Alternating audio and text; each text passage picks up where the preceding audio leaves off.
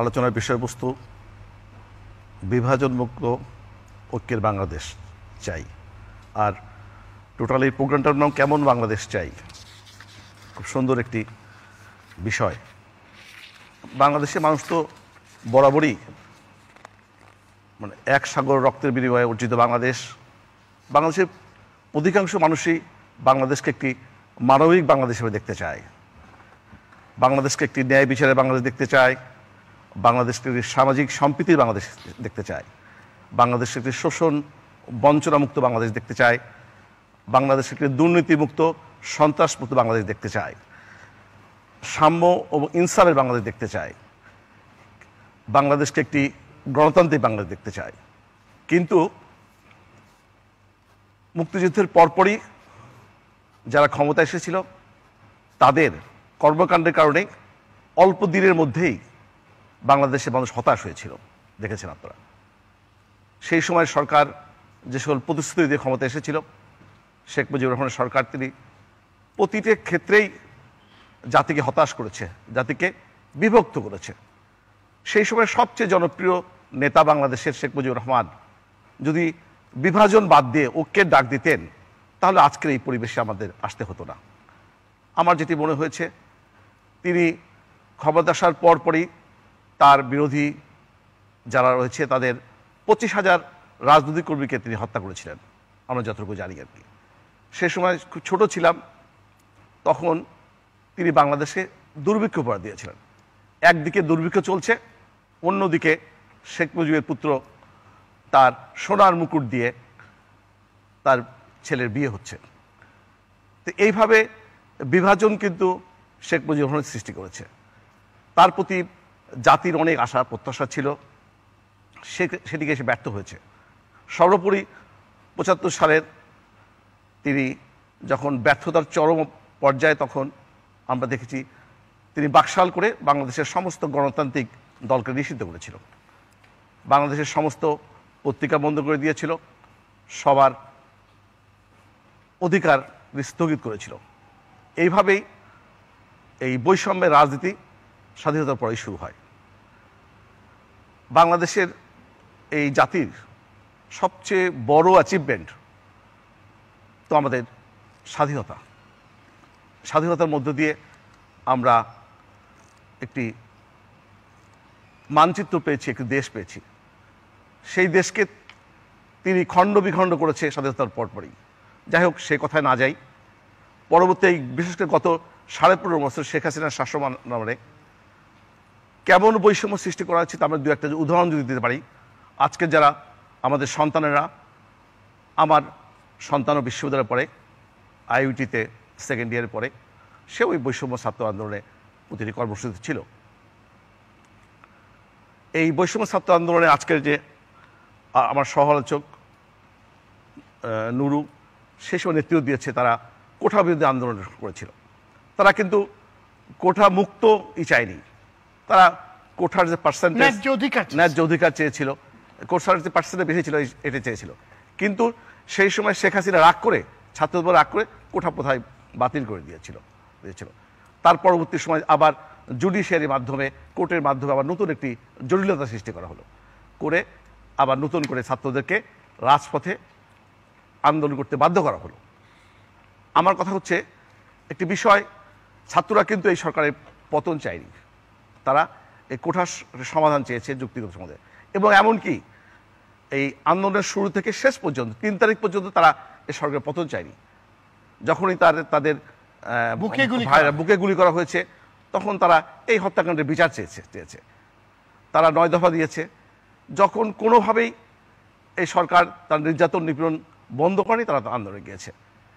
এই 15.5 বছরে বৈষম্য শুধু ছাত্রদের উপর করা হয়েছে, তারা সকল শ্রেণী পেশার উপর বৈষম্য করা হয়েছে। আজকে এই 15 বছরে শুধু ছাত্রদের, মেধাবী ছাত্ররা যদি আওয়ামী লীগের সদস্য না হয়, চাকরি দেওয়া হয়নি, বিএনপি জামাত বললেই বাদ দিয়ে দেওয়া হয়েছে, এগুলো তো ছাত্রদের চাকরি দেওয়া হয়নি। আমরা যারা ব্যবসা বাণিজ্য করি তাদেরকে ব্যবসা বাণিজ্যের সুযোগ দেওয়া হয়নি। এই গত 15 বছরে এত নির্যাতন নিপীড়ন করা হয়েছে। এই 15 বছরে একটা বিরাট সময় আমি নিজেও ঘুমাতে পারিনি, বাংলাদেশের হাজার হাজার মানুষ তার ঘরে ঘুমাতে পারেনি। এমন নির্যাতন নিপীড়ন করা হয়েছে গত 15 বছরে, প্রায় 1200 থেকে 1500 মানুষকে গুম করা হয়েছে। তারা অধিকাংশ হয়তো আমাদের দলের নেতাকর্মী, অন্য দলেরও আছে তারা। সুতরাং এই বৈষম্যের যে কারিগর, এটা তো আওয়ামী লীগ। স্বাধীনতার প্রায় 5 দশক পরে তারা স্বাধীনতার পক্ষের বিপক্ষে শক্তি করে দেশটাকে বিভক্ত করার চেষ্টা করেছে। আওয়ামী লীগ, জামাত, এই আওয়ামী লীগ এইসবভাবে বিভিন্নভাবে বিভক্ত সৃষ্টি করার চেষ্টা করা হয়েছে। সুতরাং আমার মনে হয় যে আজকে যে আপনারা যে আলোচনার বিষয়বস্তু ঠিক করেছেন, বৈষম্যহীন একটা বাংলাদেশ প্রতিষ্ঠা করতে চান, বিভাজন মুক্ত, আপনি এই আওয়ামী লীগকে রেখে কীভাবে বিভাজন মুক্ত করবেন? বিভাজন দেশের জন্য ভালো না। সবার মেধা শ্রম দিয়ে বাংলাদেশকে আমরা একটি আধুনিক সমৃদ্ধ বাংলাদেশ করতে চাই।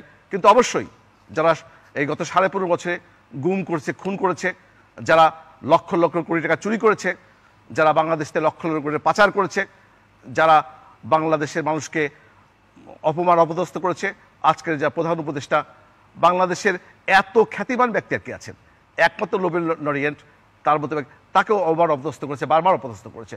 তাদের সাথে আমার কথা, আজকে বিভাজন মুক্ত সমাজ চাই, কিন্তু অবশ্যই এই 15 বছরের এই কুলাঙ্গারদের তাদের বাদ দিয়ে বিভাজন মুক্ত সমাজ করতে হবে, তাহলে সবাই মেনে নেবে। আজকে একটি বিষয় আমি আপনি ডাটা দিতে চাই। এই সরকার ক্ষমতা নিয়েছে গত 8ই আগস্ট, মাত্র কয়েকদিন। এই কয়েকদিনের মধ্যে কিন্তু কয়েকটি প্রতিবিপ্লব ঘটানোর চেষ্টা করা হয়েছে। জুডিশিয়ারি কু করার চেষ্টা করেছে। কারণ কে করার চেষ্টা করেছে?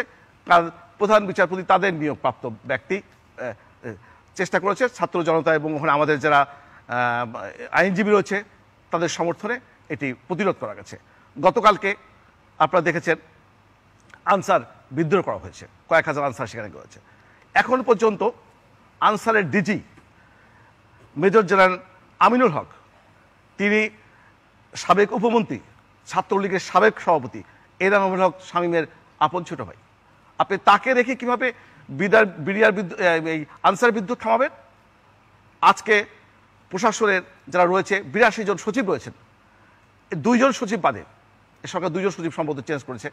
এই 80 জন সচিব যারা এই সরকারের সুবিধাভোগী, যাদেরকে অন্যায় করে বিভিন্নভাবে প্রমোশন দিয়ে মেধার ভিত্তিতে নয় দলীয় ভিত্তি বিবেচনা করে আপনি তাদেরকে নিয়োগ দিয়েছেন, তাদেরকে রেখে কীভাবে আপনি এই বাংলাদেশ বিভাজন মুক্ত বাংলাদেশ সৃষ্টি করবেন? আগামীতে আরেকটি যে কুর হবে না।